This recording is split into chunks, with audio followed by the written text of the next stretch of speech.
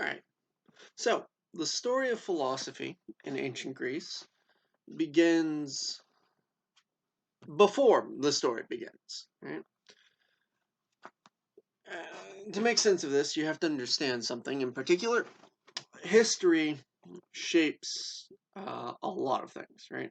So, before philosophy itself could come into being, there were certain conditions that had to be met, right, to allow for the activity that philosophy embodies to be not merely possible, but something that could be pursued, could be thought to be pursued as worthwhile.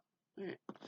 So um, we can roughly divide kind of the period of history that we know of for ancient Greece into three parts. Right?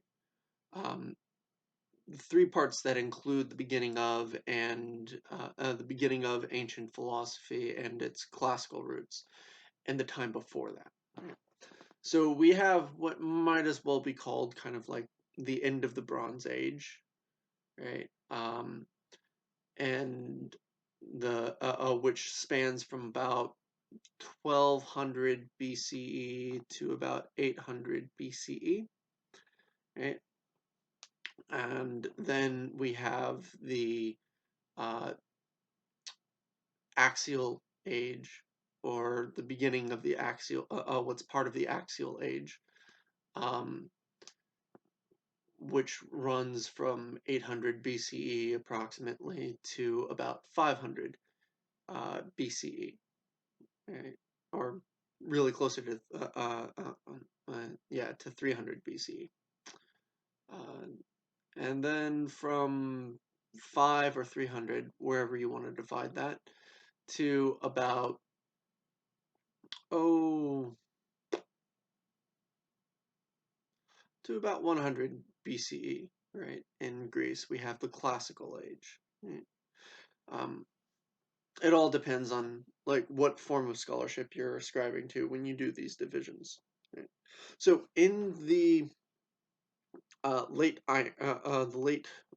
Bronze Age, Iron Age, late Bronze Age, um, Greek civilizations were still fairly primitive in terms of like their infrastructure and defense. Right?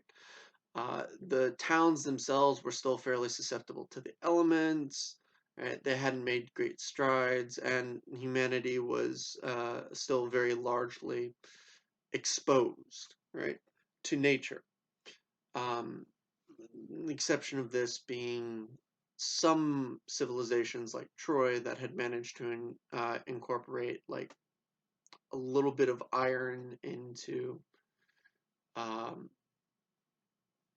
sorry, it goes Iron Age and then Bronze Age. So yeah, no, Bronze Age then Iron Age. So that have managed to incorporate iron into their wall structures to make them more sturdy, protect them from the elements. Right. That's and it's like in the later half of this period that we have the Battle of Troy. Right. The historical Battle of Troy is thought to have occurred about 1100 BCE. 1150 thereabouts. And then Homer, but we also don't have like the written word in ancient Greece at this point. So transmission of culture and everything is oral, right? It goes from person to person, elder to younger, right? And that takes a lot of time, right? Which doesn't leave time for individual pursuits. People kind of exist within strict roles in society to help make sure that society functions at this point. Then we get into the axial age, right? The early axial age. Um, this is so-called because it's at this time from about 800 BCE to about 500 BCE, 500 to 300 BCE, that you have most of the major world religions pop up, right? They really take root and spread, and like many of them, right? It's a revolution both culturally and intellectually in this time period, and not just because of the religions. You also have things like most. countries begin, or most, of the world begins developing writing systems at this point in time.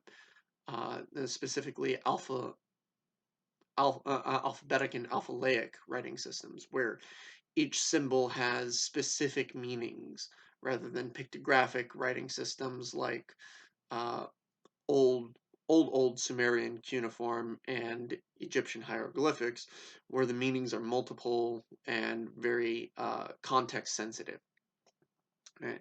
Which allows us to start recording thoughts and histories and whatnot, which takes the pressure off of the various elders who would had to teach this, who would have had to have teach this beforehand, right?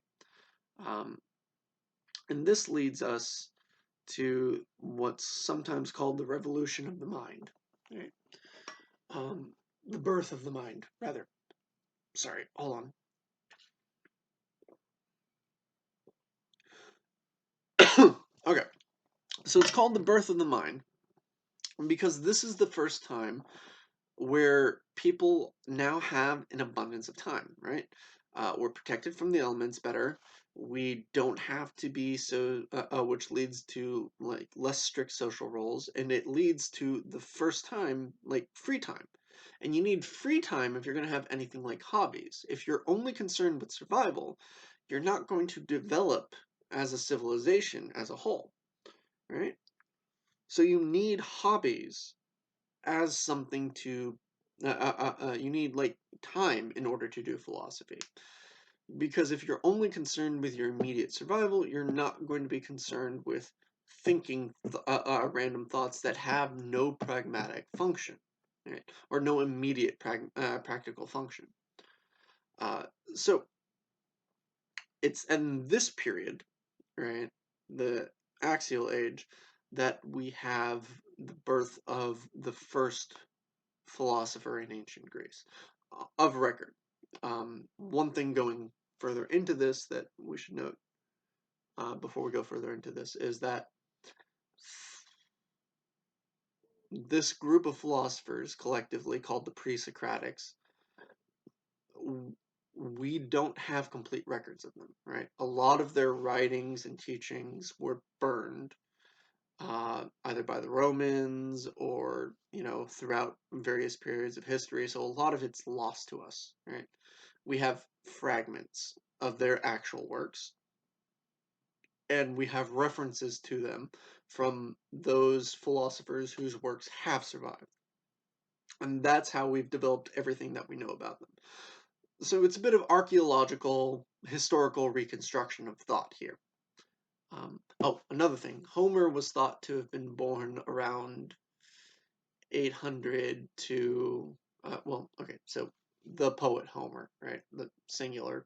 It's probably a collection of people who lived from of about six people who lived from about 800 to uh, 700 BCE, right? And wrote and recorded, like in writing, the Iliad and the Odyssey. There's something like four different noted voices in the Iliad alone, and two voices like writing poetic schemes and whatnot that seem very different from each other in the Odyssey, that also seem fairly different from any of the ones in the Iliad too, which is why we think about six, right? Um, but we attribute them to Homer because Homer is the name on like one of the existing copies, basically.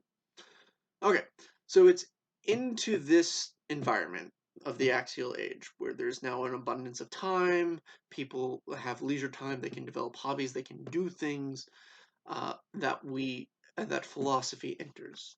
And it enters with a man named Thales.